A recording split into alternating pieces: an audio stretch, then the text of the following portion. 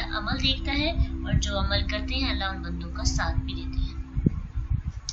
یہ صورت مکی صورت ہے اور اس صورت کے اندر یہ پہلی صورت ہے جس کے اندر اللہ تعالیٰ نے تفصیلی طور پر انبیاء کا ذکر کیا۔ تو اس کی ریزن ایک یہ بھی ہے کہ اللہ کے رسول کو تسلی دی جا رہی ہے کہ پہلی امتوں میں انبیاء کو اسی طرح سے جھٹلایا گیا تھا۔ اب ہود علیہ السلام کا ذکر، وَإِلَىٰ عَادٍ أَخَاهُمْ هُودًا، عاد قوم عاد کی طرف ان کے بھائی ہود کو بھیجا گیا۔ قوم عاد جو ہے روئے زمین پر نوح علیہ السلام کے بعد قوم تھی، ایک قدیم ترین قوم تھی جو جنوبی عرب میں آباد تھی۔ قرآن کے بیان کے مطابق یہ احقاف میں رہتے تھے، ان کے مقام جہاں پہ رہتے تھے، ان کا علاقہ، ان کا مسکن جو تھا احقاف تھا۔ سورۃ احقاف میں بھی ذکر آتا ہے۔ اور یہ جو علاقہ ہے حجاز، یمن اور عمان کے درمیان واقع ہے۔ اور ہود علیہ السلام کی قوم عاد قرآن میں عاد ارم ذات العماد اور عاد اولا کے نام سے مذکور ہے۔ ہود علیہ السلام کی قبر کے بارے میں کہا جاتا ہے کہ حجر موت کے نزدیک ان کی قبر ہے، لیکن اس کے بارے میں بھی کوئی پکی دلیل نہیں کہی جا سکتی، کیونکہ کچھ لوگوں نے یہ لکھا ہے کہ انبیاء میں محمد صلی اللہ علیہ وسلم کی اور صحابہ میں ابو بکر اور عمر کی قبر کے علاوہ کسی کی قبر کے بارے میں کوئی صحیح علم نہیں ہے، کنفرم نہیں کہ یہ واقعی فلاں کی قبر ہے، فلاں کی قبر ہے۔ ٹھیک ہے، اس لیے اس کے بارے میں ہمیں زیادہ بحث نہیں کرنی چاہیے، کیونکہ جو چیزیں ضروری ہوتی ہیں نا وہ ہم تک پہنچ جائے بس کافی ہے۔ ہم ان کے اپنے صحابہ کے لیے اور انبیاء کے لیے ہم ان پر صلوات بھیج دیں، درود بھیج دیں اور ان کے لیے دعا کر دیں تو یہی کافی ہو جاتا ہے۔ عاد اخاہم ہودن، ہود علیہ السلام کو عاد کی طرف، قوم عاد کی طرف بھیجا گیا۔ یہ قوم بھی جو تھی بتوں کی پوجا کرتی تھی۔ قالا یا قوم اعبدوا اللہ ما لکم من الہ غیرہ افلا تتقون، اے میری قوم اللہ کی عبادت کرو، وہ جو معبود برحق ہے، اس کے علاوہ تم کسی کی عبادت نہ کرو اگر تم اللہ تعالیٰ سے ڈرتے ہو، تقوی اختیار کرو۔ اگر اللہ کا ڈر خوف اس کا دل میں ہے تو چھوڑ دو ان بتوں کی پوجا کرنا۔ کہنے لگے سردار، ہمیشہ ایلیٹ کلاس کے جو لوگ ہیں وہی آپ کے ساتھ بحث کرتے ہیں۔ آگے بڑھ کر سرداروں نے کہا کہ الذین کفروا من قومہ انا لنراک فی صفاحۃ وانا لنظنک من الکاذبین، کفر کیا ہے جن لوگوں نے ان کی قوم میں سے، انہوں نے کہا کہ ہم یہ دیکھتے ہیں کہ تو بے وقوف ہے، تو احمق ہے، تو جاہل ہے، اور بے شک ہم گمان کرتے ہیں کہ تو جھوٹوں میں سے ہے۔ بالکل ویسے ہی کہا جیسے نوح علیہ السلام کی قوم نے کہا۔ ان کے نزدیک یہ تھا کہ آباء و اجداد کی جو تقلید کرتا ہے، جو آباء و اجداد کے پیغامات کو آگے لے کے بڑھتا ہے، شرک اور خرافات، یہ اختیار کرنے سے انسان عقل مندی کا مظاہرہ کرتا ہے۔ اور جو لوگ یہ کہتے ہیں کہ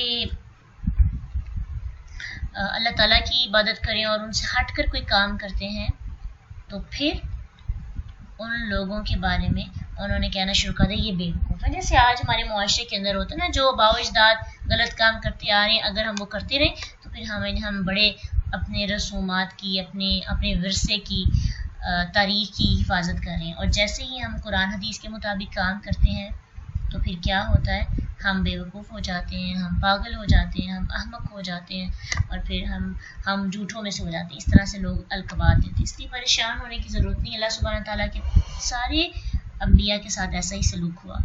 قالا، انہوں نے بھی یہی کہا، اے میری قوم میں کوئی بے وقوف نہیں ہوں۔ جیسے نوح علیہ السلام نے کہا تھا نا، انہوں نے کہا تھا قال یا قوم لیس بی ضلالۃ، ان کو انہوں نے کہا تھا تم گمراہ ہو، ان کو کہا تم بے وقوف ہو۔ کہنے لگے ولکنی رسول من رب العالمین، میں تو اللہ تعالیٰ کا رسول ہوں، اس کی طرف سے بھیجا گیا ہوں۔ ابلغکم رسالۃ ربی وانا لکم ناصح امین، अब यहाँ पे भी उन्होंने वही बात की, मैं पहुंचाता हूँ अल्लाह की बात तुम तक और मैं तुम्हारा खैर खा हूँ। पैगंबर अपनी कौम के लिए खैर खा होता है। और साथ ही कहा एक नई चीज इसमें ऐड कर लें, अमीन, ईमानतदार हूँ। तो पैगंबर के लिए, मुबल्लिग के लिए तबलीग पहुंचाते वक्त, दावा का पैगाम, दावा मिशन को आगे लेते वक्त अमीन होना भी बहुत जरूरी है, अमानतदार। नबी सल्लल्लाहु अलैहि वसल्लम अपनी कौम में सबसे ज्यादा अमीन थे, उनको अमीन के लक़ब से पुकारा गया था। तो अगर हम लोगों के लिए तबलीग का काम करते हैं तो नसीहत के साथ साथ और खैर खाही के साथ साथ अमीन होना बड़ा ज़रूरी है, क्योंकि जो अमीन होगा वो खैर खा होगा। अगर आप किसी की बातों का पास नहीं रखते, उनका एतबार तोड़ते हैं, उनका ट्रस्ट जो है वो आप तोड़ते हैं, तो आप उनके साथ खैर खा नहीं है। क्यों? क्योंकि आप उनका ट्रस्ट जीतने की बजाय अपना एतमाद खो रहे हैं। तो दिल और जुबान में फर्क ना हो, अगर आगे ना हो कि आप जुबान से ही कहते जाएं हम तुम्हारे बड़े खैर खा हैं, हमदर्द हैं, और अंदर से आप उसकी जड़ें काट रहे हो, तो ये खैर खाही नहीं होती। खैर खाही का ताल्लुक दिल से है। जब आप दिल से अमीन होंगे, ईमानतदार होंगे, अल्लाह ताला के पैगाम को पहुंचाने में ईमानतदार होंगे, जो सीखा उसको ईमानत के साथ पहुंचाएंगे बगैर किसी रद्दोबदल के, तो क्या होगा कि फिर आप अच्छे खैर खा बन सकेंगे। और उसके बाद ये भी होता है कि जो मुबल्लिग होता है ना, उसके साथ लोग बहुत ज़्यादा शेयरिंग भी करते हैं, और उसके पास बहुत सी इमानतें होती हैं लोगों के मसाइल की। तो उसका काम क्या होता है कि वो लोगों की उन बातों की हिफाजत कर सके अच्छे तरीके के साथ। तो ये एक ऐड कर लेना चाहिए हमें अपने बात पहुंचाने, और फिर उनकी खामियों और खूबियों, जो खामियां हैं उनको लोगों के सामने बढ़ा चढ़ा कर बताना। तो ये भी एक अच्छे मुबल्लिग और मुस्लिह का काम नहीं है। औ अजिबतुम अन जाअकुम, जैसे नूह अलैहिस्सलाम की कौम ने कहा था, हूद अलैहिस्सलाम की कौम के साथ भी हूद ने यही कहा, हूद अलैहिस्सलाम ने, कि तुम्हें इस बात पे ताज्जुब है कि अल्लाह ताला ने तुम्हारी तरफ एक शख्स को पैगंबर बना के भेजा ताकि वो तुम्हें डराए, वो तुम्हें याद करवाए कि तुम्हें अल्लाह ताला ने कौम नूह के बाद जानशीन बनाया था। तो जानशीन यानी उनके बाद तुम्हें दुनिया के अंदर कौम की हैसियत से तुम्हें आबाद किया। खुलाफा से मुराद यहाँ पे ये नहीं है कि कौम में नूह के बाद वतन इराक में उनका जानशीन बनाया था। यहाँ पे मुराद ये है कि उनकी कौम के बाद जो मजबूत और ताकतवर कौम थी वो कौन सी थी? कौम आद। कौम आद के कद और कामत में फैलाव के मुतालिक अल्लाह ताला ने खुद शहादत फरमाई है सूरह फजर आयत 8 में, अल्लती लम युखलक मिस्लुहा फिल बिलाद, यानी इन जैसा शहर में कोई पैदा नहीं किया गया। इनका कद काट बहुत बड़ा था, यानी ये बहुत ऊंचे ऊंचे कद के लोग थे। और जब इन पर अजाब आया, और उसके बारे में सूरह हाका में आता है कि जब ये गिरे तो यूं लगा कि जैसे खजूर के तने गिरे हुए हैं। खजूर का दरख्त कितना बुलंद होता है, तो इनके कद खजूर के दरख्त जैसे थे, इतने लंबे लंबे कद थे, ताकतवर कौम थी, बहुत इनके पास जो है एनर्जी थी, इनको अपनी ताकत पर, अपने कद्दो कामत पर ही मान था। इसके बारे में भी बहुत मुख्तलिफ रवायात आती हैं। कुछ लोग कहते हैं उनका कद जो था 100 हाथ था, और जो सबसे छोटा कद था वो 60 हाथ था, लेकिन इसके बारे में कोई बात हम नहीं कह सकते कंफर्म, कि सही बुखारी में आता है कि अल्लाह ताला के नबी सल्लल्लाहु अलैहि वसल्लम ने फरमाया कि अल्लाह ने आदम को उसकी सूरत पर पैदा किया, और उसका जो तूल है 60 हाथ था। जब आदम अलैहिस्सलाम को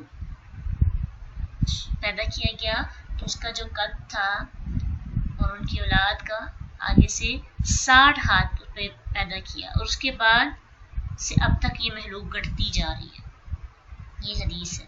पूरी हदीस के अल्लाह ताला ने आदम को उसकी सूरत पर पैदा फरमाया कि उसका तूल, उसका जो ऊंचाई, उसकी जो लंबाई है 60 हाथ था, और फिर उसके बाद अब तक ये महलूक घटती जा रही है, उसका कद छोटा होता जा रहा है। इसलिए कौम आद से मुतल्लिक जो मुख्तलिफ कहानियाँ हैं हम उन पर एतमाद नहीं कर सकते। ان کے بارے میں کوئی کنفرم بات نہیں کہہ سکتے. یہ بات ٹھیک ہے کہ وہ اپنی قد کے اعتبار سے دوسرے انسانوں سے یعنی ان کا جسم غیر معمولی تھا. اونچی اونچی عمارتیں بنانے والے اور نہایت سخت گیر تھے، قد و قامت والے. اس کا ذکر سورۃ شعراء آیت 23 تا 34 میں آتا ہے. اور اس کے علاوہ حامیم سجدہ 15 میں بھی اس کی مزید ایکسپلینیشن، اگر آپ اس کو پڑھنا چاہیں تو قرآن کو سامنے رکھتے ہوئے مزید اس کے بارے میں جان سکتے ہیں. انشاءاللہ ہم مزید سورۃ ہود کے اندر بھی اس کو ڈیٹیل کے ساتھ پڑھیں گے. قالو، انہوں نے کہا، اجئتنا لنعبد اللہ وحدہ ونذر ما کان یعبد آباؤنا. وہی بات کہ جو تو ہمارے پاس لایا تو ہمیں کہتا ہے کہ اکیلے رب کی عبادت کرو. کیا تمہارے اس کہنے کی وجہ سے ہم چھوڑ دیں ان کو جن کی ہمارے آباء و اجداد عبادت کرتے تھے؟ اگر ایسی ہی بات ہے ہم نہیں چھوڑنے والے. ہمیں نہیں ضرورت تمہاری اس تبلیغ کی، توحید کی. ہوتا ہے نا جو تو دیکھی جائے گی. جیسے ہم آج کہتے ہیں نا جب قیامت آئے گی پتہ نہیں کب آنی ہے، جب آئے گی تو دیکھی جائے گی. اب تو انجوائے کر لیں، اب تو زندگی گزار لیں، قیامت پتہ نہیں کب آنی ہے. تو اس سے قیامت کی وجہ سے اور آخرت کا ذہن میں رکھتے ہوئے ہم زندگی گزارنا چھوڑ دیں، زندگی کو جینا چھوڑ دیں. کہنے لگے فاتنا بما تعدنا ان کنت من الصادقین. چلو جو تم ہم دھمکیاں دیتے ہو نا لے آؤ اگر تم سچے ہو. ہود علیہ السلام نے کہا، جی میری قوم والو، پہلے ہی تم پر اللہ تعالیٰ کا غضب اور ناپاکی اور گندگی اور رجس اور عذاب پڑ چکا ہے. ابھی تم مزید عذاب کے بارے میں طلب کر رہے ہو عذاب کو.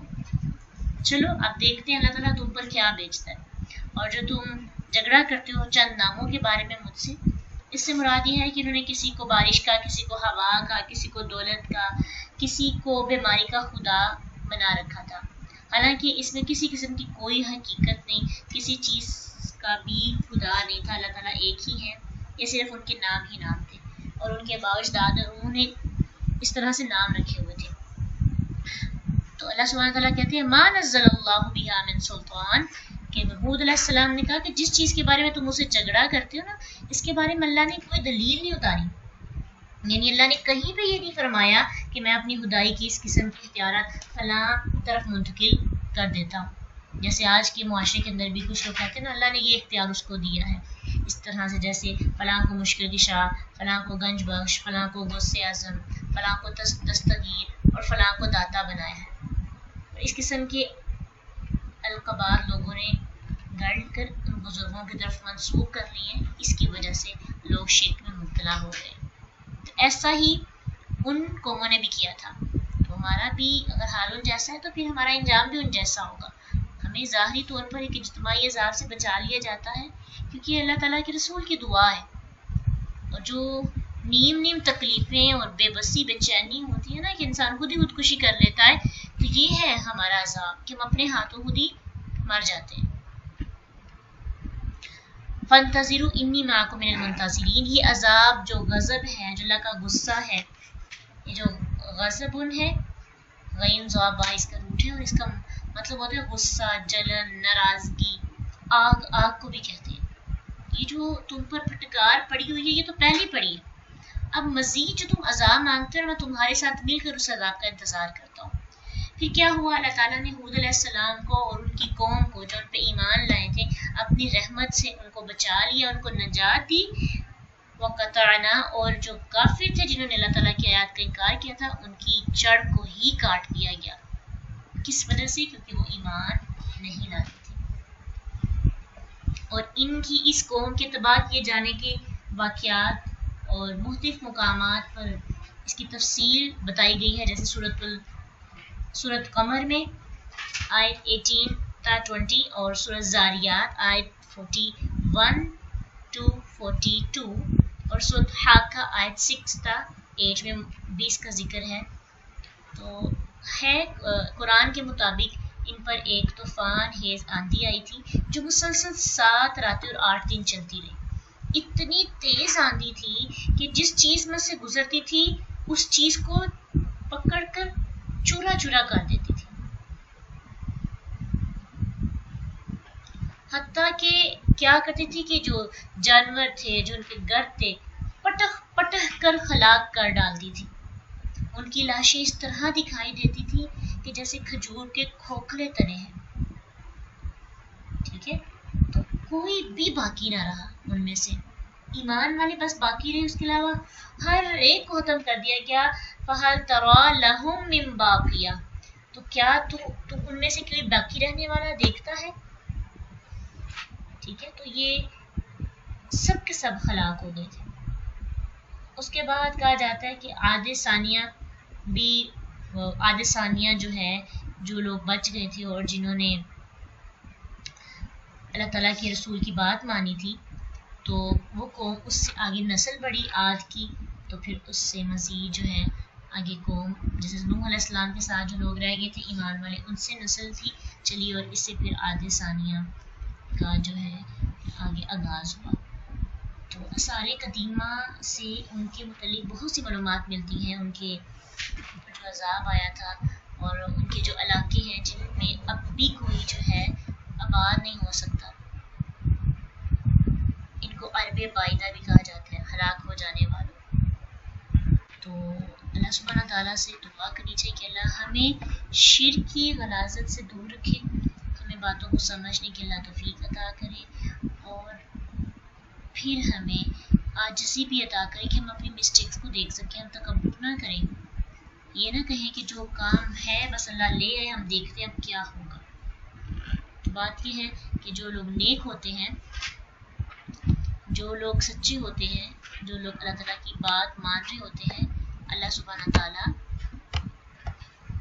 ان کے لیے رحمتیں نازل کرتے ہیں, اور ان کی مدد کی جاتی ہے, اور ان کو بچا لیا جاتا ہے. اور پھر جو لوگ اللہ کی آیات کا انکار کرتے ہیں, دنیا کے اندر بھی رسوا اور آخرت کے اندر بھی رسوائی ان کا مقدر بن جاتی ہے.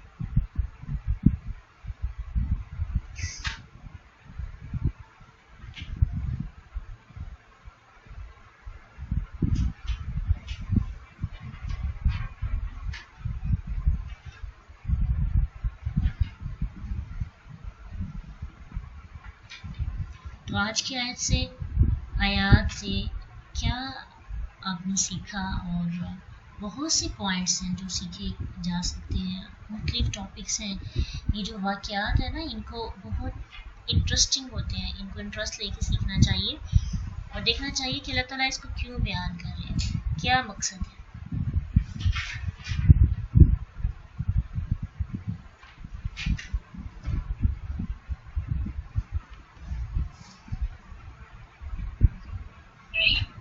جیسے پچھلی آیات جو ہم یہ مسلسل پڑھتے آ رہے ہیں پچھلے 2-3 دن سے, تو ان میں بارش کا ذکر ہم نے پڑھا, زمین کے متعلق پڑھا, ہوائیں, بادل, وہ سب کچھ نا. تو اس کے بعد نا ابھی تھوڑی دیر پہلے میں نے نظر پڑی تو میں دیکھ رہی تھی, میں کہہ رہی تھی کہ کیوں مطلب نا بارش کے لیے کیا لفظ استعمال ہوا ہوگا یہاں پہ. تو وہاں پہ نا شروع میں تو ہوا کے لیے بھی ایگزیکٹ لفظ یوز ہوا, پھر بادل کے لیے بھی, لیکن جو بارش تھی نا وہاں پہ آیا بارش کا نہیں نام لینا. تو اس سے ہم نے ویسے تو مطلب بارش کی بات ہو رہی ہے, پھر ہم نے بارش کو ریلیٹ کیا رحمت کے ساتھ. تو مطلب یہ کہ اگر ہم کہیں تو بارش جو ہے وہ رحمت کا دوسرا نام ہے, یا رحمت جو ہے ہم بارش کے کنٹیکسٹ میں لے رہے تھے. تو اگر بارش رحمت ہی ہوتی ہے تو پھر اس کے بعد نوح علیہ السلام کی قوم کا ذکر کیوں کیا گیا, کیونکہ ان کے لیے تو بارش رحمت نہیں تھی نا, ان کے لیے تو عذاب کی شکل میں آئی تھی. تو مطلب یہ کہ رحمت جب آتی ہے تو وہ سب کے لیے ہوتی ہے, آتی سب کے لیے ہے, لیکن ہمارے اپنے اعمال کے سبب کسی کے لیے وہ پھر زحمت بنتی ہے اور پھر کسی کے لیے رحمت بنتی ہے. جیسے نوح علیہ السلام جو تھے ان کی قوم پہ آئی, تو جو ایمان والے تھے وہ وہاں سے نکل گئے, بچ گئے, اور جو باقی تھے وہ سب تباہ ہو گئے, ان پہ طوفان اور وہ سارا کچھ وہ اس جگہ پہ ختم ہو گئی, بارش آئی اور اتنی, اور اس جگہ کی مطلب اتنی ابھی تک جو وہاں پہ سیاحتی مقام وہ بن چکا ہے, لوگ جاتے ہیں وہ سب کچھ. تو کہتے ہیں کہ وہاں پہ نا مطلب وہ جگہ جو باقی زمین ہے نا اس کے نیچے ہے, اور اس میں پانی ٹھہر جاتا ہے, اور پھر مطلب زندگی نہیں ہے اس میں, صرف وہ جو اس کے اندر جانور رہتے ہیں نا اس پانی کے اندر, بحیرہ کے اندر مردار ہے, تو صرف وہی رہ سکتے ہیں. اتنا مطلب وہ نمکین اور زہریلا پانی ہے کہ وہاں پہ کوئی دوسری چیز نہیں زندہ رہ سکتی, نہ اس پانی کو استعمال کیا جا سکتا ہے. تو مطلب تھی تو وہ بارش رحمت تھی نا, لیکن لیے عذاب کی شکل میں آئی. تو اسی طرح جب غور کیا ہوگا آپ نے کہ یہاں پہ جب بے موسم کی بارشیں ہوتی ہیں, جیسے فصل پک چکی ہو تو بارش ہوتی ہے, تو کہتے ہیں کہ یہ تو مطلب بے موسم کی بارش ہے یا یہ اللہ تعالیٰ کی طرف سے عذاب ہے, آزمائش ہے. تو اس ٹائم بھی مجھے لگتا ہے کہ شاید اللہ تعالیٰ نا ہمیں تھوڑا سا ریمائنڈر دینا چاہ رہے ہوتے ہیں کہ فصل بے شک تم نے پانی وغیرہ دے کے بڑی کر لی ہے, اللہ تعالیٰ کی حکم سے ہوتی ہے, لیکن ابھی بھی اگر اللہ نہ چاہے تو وہ کٹ کے ہمارے گھروں میں نہیں آ سکتی. تو وہ اس ٹائم بھی بارش ہمارے لیے زحمت بنتی ہے.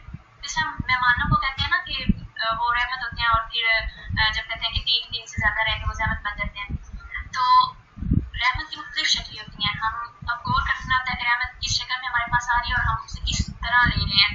تو رحمت آتی سب کے لیے, سب کے پاس آئے گی, لیکن آگے سے جس کا دل جیسا ہوگا اس پہ ویسے ہی وہ نازل بھی ہوگی اور اسی طرح اس پہ اثر بھی ہوگا.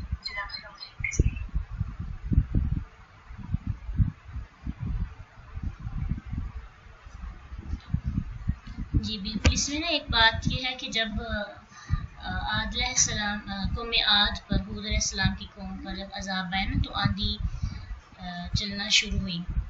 تو آندھی جب آئی تو ان کو لگا, ہوائیں چلنے لگی تو خوش ہونے لگی کہ بارش آنے لگی ہے. تو ان کی حود علیہ السلام نے اس پہ ان کو کہا کہ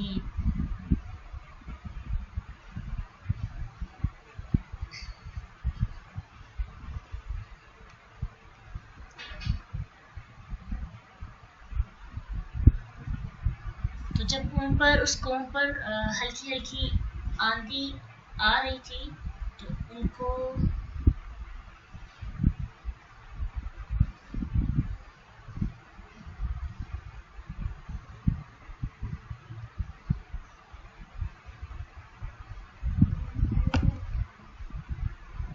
حود علیہ السلام کا جب واقعہ آپ سیکھیں گے تو اس میں آپ کو ایک چیز یہ بھی سیکھنے کو ملے گی کہ جب ان پر طوفان آنے لگا, آندھی آنے لگی, تو وہ ہوا جب چل رہی تھی تو ہوا کے چلنے سے نا انہوں نے پر امید ہو گئی کہ شاید ہم پر بارش برسنے لگی ہے. تو اللہ سبحانہ تعالیٰ کے جو نبی ہیں انہوں نے ان کو کہا کہ تمہارے لیے بارش نہیں تو تمہارے لیے عذاب ہے. تو اس وقت بھی ان کو اس چیز کا یقین نہیں تھا. تو جب بھی انسان پر ہلکی پھلکی سی کوئی رحمتیں آتی ہیں اس کی نافرمانی کے بعد بھی, تو وہ سمجھتا ہے کہ شاید یہ میرے لیے گفٹ ہے, لیکن پھر آہستہ آہستہ اس کو اس چیز کا احساس ہو جاتا ہے. پھر جب اس کو احساس ہوتا ہے کہ یہ میرے لیے طوفان ہے, عذاب ہے, وہ تھم نہیں سکتا اس سے, تو پھر وہ بے بس ہو جاتا ہے. ایسے ہی اس قوم نے بھی اللہ سبحانہ تعالیٰ کے بارے میں یہ سوچا کہ امید پیدا ہوئی ان کو, کیونکہ بارش سے پہلے جو ہوا چلتی ہے تو اس کی خوشخبری ہوتی ہے, لیکن پھر وہ ہوا اتنی تیز ہو گئی کہ وہ اپنے آپ کو بچا ہی نہ سکے.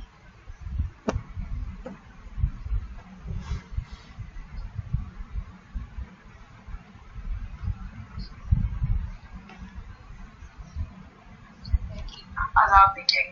اب جس طرح ابھی کچھ دنوں پہلے یہ میسیجز فارورڈ ہو رہے تھے کہ سورج گرہن, چاند گرہن ان کے ہوتے رہتے ہیں نا کہ چاند گرہن ہوگا, تو لوگ سمجھتے ہیں کہ یہ کوئی چاند جو ہے وہ پکڑ میں آ گیا ہے اللہ کی اور اس پہ عذاب ہو رہا ہے, اس طرح کے نا. تو آپ صلی اللہ علیہ وسلم جو ہے چاند گرہن اور سورج گرہن کے بعد نماز پڑھتے تھے, نماز خصوص. تو لوگ یہی خیال کرتے ہیں اس کو دیکھ کے کہ آپ صلی اللہ علیہ وسلم اس لیے نماز پڑھتے تھے کہ وہ جو ہے اس پہ ان میں سے عذاب اٹھ جائے. اور اس طرح کی بہت سی باتیں میں نے سنی ہیں. امی یہ بھی بتا رہی کہ کہتے ہیں کہ جو وہ پریگننٹ عورت ہوتی ہے اس کو باہر نہیں نکلنا چاہیے کیونکہ اس کے پھر بچے پہ اثر پڑتا ہے اس پیٹ کے. تو اس کے پیچھے یہی وجہ تھی آپ صلی اللہ علیہ وسلم کی یہ پورا دن نماز پڑھنے کے پیچھے یہی وجہ تھی کہ آپ صلی اللہ علیہ وسلم نے فرمایا کہ جب حضرت نوح علیہ السلام کی جو قوم تھی نا, جب مختلف بادل ابر آلود ہو گئے تھے تو سب لوگوں نے سمجھا کہ بارش آئے گی, سارے خوش ہو گئے نا کہ بارش آئے گی, لیکن وہ عذاب آ گیا. ٹھیک ہے, تو اسی لیے میں جو ہے وہ بارش کی طرف نہیں دیکھ رہا, میں بادلوں کی طرف نہیں دیکھ رہا, میں بادل بھیجنے والے کی طرف دیکھ رہا ہوں کہ وہ کیا سوچ کے بارش بھیج رہا ہے. میں اس لیے اللہ تعالیٰ کی ہندوستان میں مصروف ہو جاتا ہوں کہ ایسا نہ ہو کہ میری قوم پہ بھی عذاب آ جائے, کیونکہ پہلی قوموں پہ بھی اسی طرح عذاب آئے تھے. تو اس لیے جو مطلب ہمیں دیکھ رہا ہوتا ہے کہ جیسے بارش آئے گی اور کئی دفعہ بارش آتی ہے اور فصلیں جو ہے سب کی تباہ ہو جاتی ہیں اور کئی دفعہ آتی ہے تو بڑی ہوتی ہیں, تو ہم نہیں جانتے ہوتے کہ اللہ تعالیٰ کے کام کے پیچھے کیا حکمت ہے.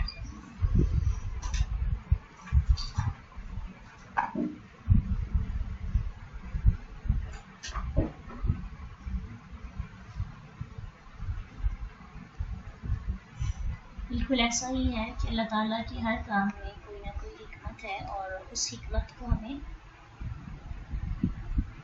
تلاش کرنے کی کوشش کرنی چاہیے کہ اللہ ہمیں کیا پیغام دینا چاہ رہا ہے. اللہ تعالیٰ زندگی میں کبھی مشکلات آ جاتی ہیں تو یہ سوچنا چاہیے کہ اس میں میرے لیے ایک پیغام کیا ہے. ہم بھی تو عذاب چھپ چھپ جاتے ہیں, ہمیں سنورنے کا موقع مل رہا ہے. اس لیے ہر مصیبت کے بعد, آزمائش کے بعد ساتھ ہی یہ سوچنا چاہیے کہ میری کوئی ایسی غلطی ہوگی جس بنا پر مجھے اس آزمائش کے اندر مبتلا کیا گیا ہے, کیونکہ انسان کے نفس کے ہاتھوں ہی اس کو مصیبت اور آزمائشوں میں مبتلا کیا جاتا ہے. وآخر دعوانا ان الحمد للہ رب العالمین. سبحانک اللہم وبحمدک نشہد ان لا الہ الا انت نستغفرک ونتوب الیک. السلام علیکم ورحمۃ اللہ وبرکاتہ.